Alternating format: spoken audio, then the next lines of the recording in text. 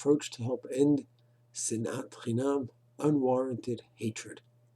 Rav Moshe has a fascinating shaila in his response.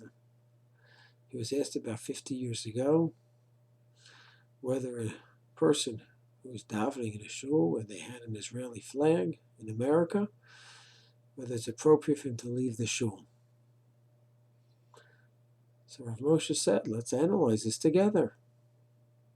He said, well, the shul has an Israeli flag in it. Is it possible that that in any way takes away from the kedusha, the sanctity of the shul?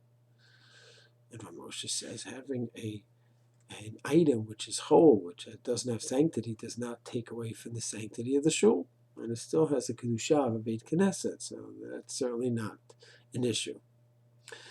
Then maybe you'll say, well, having an Israeli flag is wrong to have in a shul. So Rav Moshe was not a great Zionist. He did not look at the state as a great bracha, did not appreciate many of the founding fathers of Zionism, whose connection to religious Judaism, Orthodox Judaism, was not great, and therefore Rav Moshe did not have a positive attitude. That's a fact. So he said, the fact that they put it in the shul is not a great idea. It's not really a place for flags, but he says, in this specific case, the Israeli flag was placed on one side of the Aron, and an American flag was placed on the other side. What does that say? It simply says that they're trying to show Hakarat Tov appreciation for the Jewish state and for the American state. So once again, these kind of objects, they should be placed in other areas, not in the shul, not near the Aron, but still, there's no halachic isser. You simply have a symbol of a state that Rav Moshe says was created by many non-firm Jews who were involved in the creation. The goal is not to make an Orthodox Torah state, and therefore it would be best if this was on the shul. And he says that if this member can nicely convince the people, officers in the shul, to take it outside of the shul, remove it from the shul, that would be very nice. But we're not talking about a halachic issue, he says. Just maybe it's best to keep the shul for the Torah, for the bima, for the talesim. That's what should be in the shul, he says. But it's not a halachic isser, prohibition to have it in the shul. And he says, if you want to hear about a halachic problem, I'll tell you, Rav Moshe says, making a machloket, a fight over this, that you're going to leave the shul because there's an Israeli flag, says that, now we're talking about a halachic problem, causing a rift in Klal Yisrael, a fight, a breakdown in V'ahavta l'reacha kamocha, in one Jew loving and getting along with another Jew. Now, that's a halachic violation. And you're going to go ahead and leave, and you're going to make a breakaway minyan.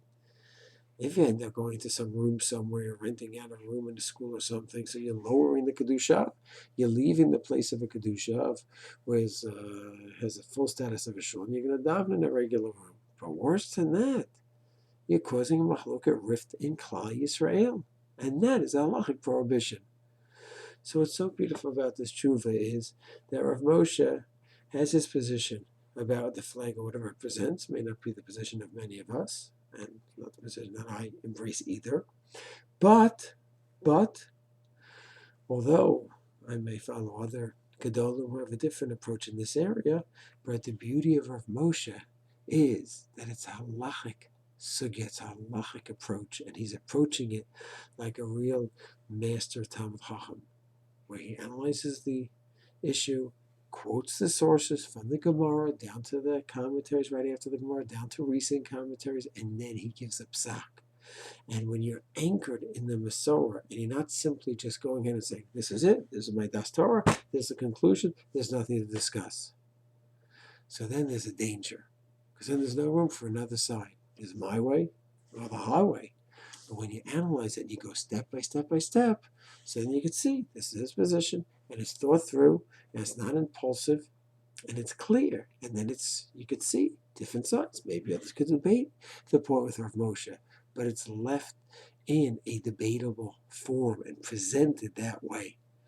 And therefore, Rav Moshe has a very calm and calculated decision. And I think if that's how we approach every topic, in a clear, calculated way, with the sources, the primary sources, and the more recent sources, so then we can look at different topics, even sensitive emotional topics, in a clear and rational way, and that will usually result in being able to see one side, be able to see another side, and I think it will do a lot to curtail the sinat chinam, unbridled hatred that comes about from people who are not deep thinkers, simply going ahead and saying that another side, another position, simply is illegitimate and doesn't exist. They don't have the ability to hear and see and analyze.